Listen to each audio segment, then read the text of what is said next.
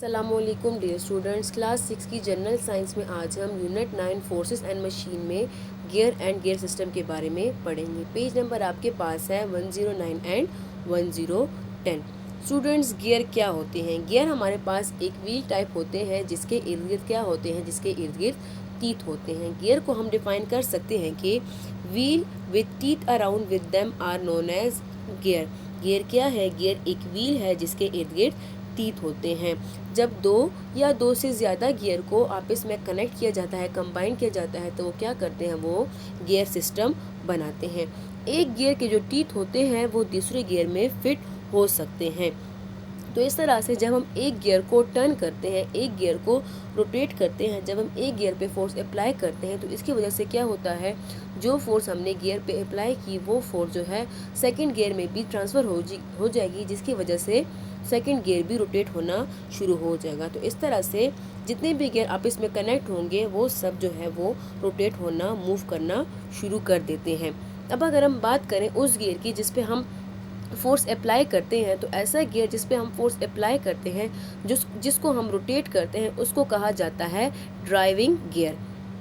Driving gear के result में जो सेकंड गियर जो मूव होना शुरू कर देता है, जब हम ड्राइविंग गियर पे फोर्स अप्लाई करते हैं तो ये फोर्स जो है सेकंड गियर में भी ट्रांसफ़र हो जाती है, जिसकी वजह से ये दूसरा गियर भी रोटेट करना, मूव करना शुरू कर देता है। अब ऐसा गियर जो कि ड्राइविंग गियर की वजह से रोटेट होता है उसको फॉलोइंग या फिर ड्राइवन गियर कहा जाता है। अब जो ड्राइविंग गियर है और जो ड्राइविंग गियर है ये जो है आपस में ऑपोजिट डायरेक्शन में मूव करते हैं। यानी कि अगर हम ड्राइविंग गियर पे क्लॉकवाइज इसको हम क्लॉकवाइज टर्न करेंगे तो जो फॉलोइंग गियर है वो एंटी क्लॉकवाइज रोटेट होगा, एंटी क्लॉकवाइज मूव करेगा।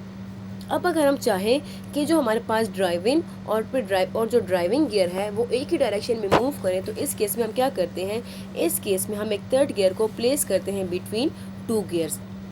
यानी कि अगर हम चाहें कि जो गियर ए और जो गियर सी है ये एक ही डायरेक्शन में मूव करे, तो हम क्या करते हैं, इसके दरमियान एक थर्ड गियर प्लेस करते हैं। अब ऐसे गियर को जो कि दो गियर को सेम डायरेक्शन में मूव करता है, इसको एडलर गियर कहा जाता है। इसका मकसद क्या होता है? इसका मकसद होता है कि जो ड्राइविंग गियर है और जो ड्राइवन गियर है वो एक ही डायरेक्शन में मूव करें।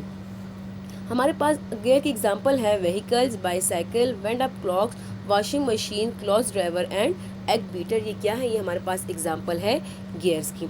अब गियर्स की कैरेक्टरिस्टिक क्या होती है, इसकी क्या क्या खुसूसियात होती हैं?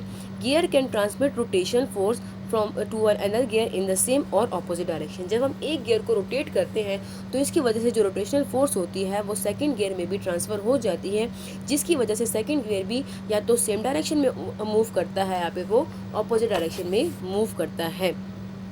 The size and number of teeth on the gear determine its working. Gear की जो वर्किंग है ये डिपेंड करता है size and number of teeth. जितना बड़ा साइज होगा उतनी ही उसकी रोटेशन ज़्यादा होगी, उसकी इफेक्टिवनेस ज़्यादा होगी। इसी तरह जितने नंबर ऑफ टीथ ज़्यादा होंगे इसकी इफेक्टिवनेस, इसकी एफिशिएंसी ज़्यादा होगी। यानी कि जो स्मॉल गियर होते हैं वो स्लोली रोटेट होंगे as compare to the large gear. इसी तरह the speed of driven shift depend on the number of teeth. जो हमारे पास जो ड्राइवन शिफ्ट है, जो ड्राइवन गियर है, उसकी जो स्पीड है वो भी डिपेंड करती है नंबर ऑफ टीथ पे। जितने नंबर ऑफ टीथ ज़्यादा होंगे गियर की स्पीड भी ज़्यादा होगी। तो स्टूडेंट्स, आज के लेक्चर में हमने गियर और गियर सिस्टम के बारे में पढ़ा। इसके साथ साथ स्टूडेंट्स, आपने अब तक जितना भी अब काम नोटबुक्स और वर्कबुक में आपको कराया गया है वो आप अपने स्कूल चेकिंग के लिए भिजवा दें। शुक्रिया।